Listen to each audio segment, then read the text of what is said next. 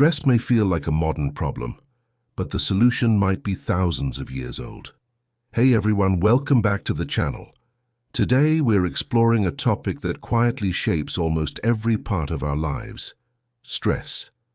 In a world that never stops, notifications, deadlines, expectations, noise, it's no surprise that so many of us feel stretched thin and overwhelmed. But here's the surprising part. Some of the most powerful tools for calming the mind don't come from modern psychology or new wellness trends. They come from ancient wisdom, specifically Buddhist philosophy, offering practical, grounded insights that can help any of us create more peace, clarity, and balance.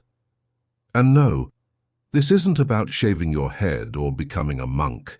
It's about applying timeless principles in simple, everyday ways so you can navigate life with less anxiety and more ease. So where do we start? The first, and maybe most fundamental concept, is understanding the nature of suffering, or what's called dukkha in Pali. Now, suffering might sound like a heavy word, but it's not just about major tragedies. It's that everyday feeling of dissatisfaction, the low-grade anxiety, the constant wanting for things to be different than they are. We stress because we want a sunny day and it's raining. We stress because we're stuck in traffic and want to be home. We stress because we didn't get the praise we expected at work.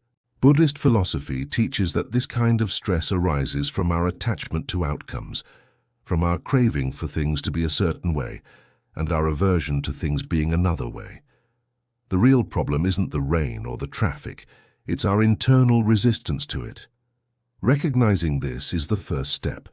It shifts the focus from trying to control the world outside of us, which is impossible, to understanding our own internal reactions, which we can absolutely learn to manage.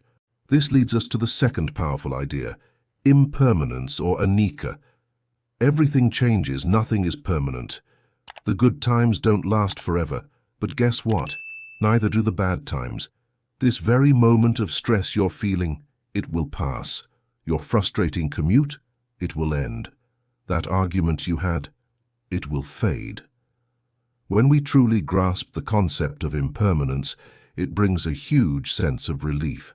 We stop clinging so tightly to pleasant experiences, which reduces the pain when they end. And more importantly, we stop panicking during unpleasant experiences, because we know they are temporary. Think of your thoughts and feelings like clouds in the sky. They drift in, they take a certain shape, and then they drift away. You are the sky, not the clouds. This perspective helps us detach from the drama of the moment and reduces the power that stress has over us. It allows us to observe our stress from a distance instead of being completely consumed by it. So, how do we put these ideas into practice? This brings us to the core practice of mindfulness. Mindfulness is simply the art of paying attention to the present moment, on purpose and without judgment. It's about being right here, right now. When you're eating, just eat. Taste the flavors, feel the textures. When you're walking, feel your feet on the ground, the air on your skin. Most of our stress comes from either ruminating about the past or worrying about the future. We're everywhere but here. Mindfulness is the anchor that brings us back to the present. A simple way to start is with your breath. Just take a minute, close your eyes if you can, and focus on the sensation of your breath coming in and going out. Your mind will wander. That's what minds do. The practice isn't about stopping your thoughts, it's about gently and kindly bringing your attention back to your breath over and over again. Each time you do this, you're strengthening your mindfulness muscle. You're training your brain to stay in the present, instead of getting hijacked by stressful thoughts about what was or what might be. Another key to reducing stress is cultivating compassion, or karuna. This starts with self-compassion. We are often our own harshest critics. We beat ourselves up for making mistakes or for not being perfect. Buddhist teachings encourage us to treat ourselves with the same kindness and understanding we would offer a good friend. When you're feeling stressed or you mess up, instead of saying, "I'm so stupid," try saying, "This is a moment of struggle. It's okay. Many people go through this." This simple shift in self-talk can dramatically reduce your internal stress levels. Once we learn to be compassionate with ourselves, it naturally extends to others. When someone cuts you off in traffic, instead of getting angry, you might think, "Maybe they're rushing to the hospital. I hope they're okay." This doesn't excuse their behavior, but it frees you from the stress of anger. Compassion dissolves the hard edges of judgment and replaces them with a softer, more connected understanding of our shared human experience. It reminds us that everyone is fighting their own battle, and this makes it much harder to stay angry or stressed at them. Let's also talk about the idea of non-attachment.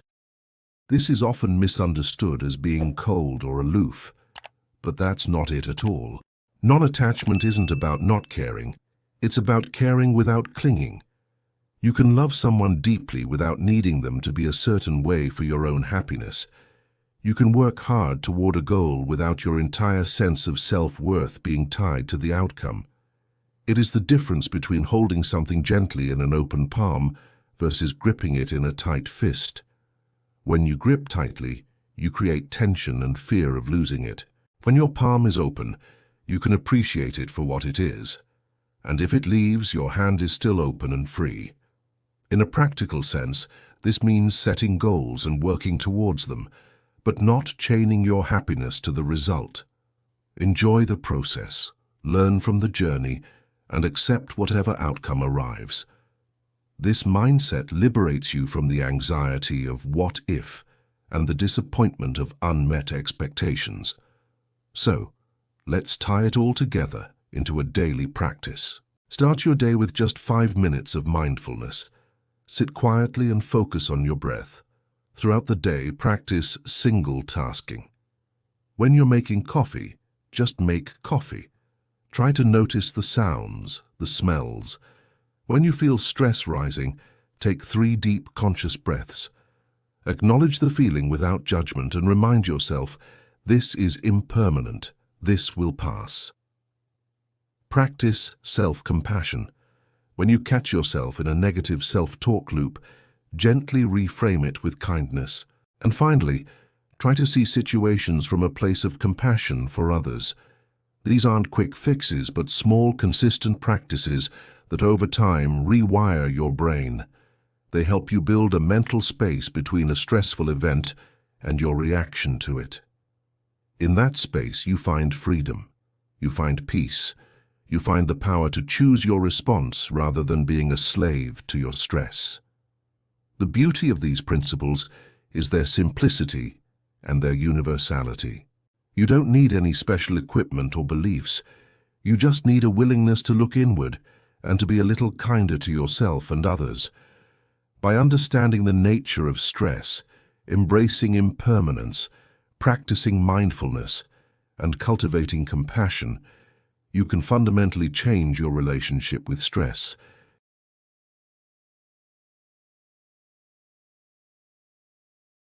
You'll find you can navigate the ups and downs with more grace, resilience, and a profound sense of inner calm.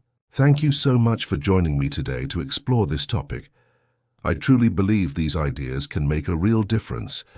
If you found this helpful, please give this video a thumbs up and consider subscribing for more content on living a more mindful and fulfilling life. I'd love to hear your thoughts in the comments below.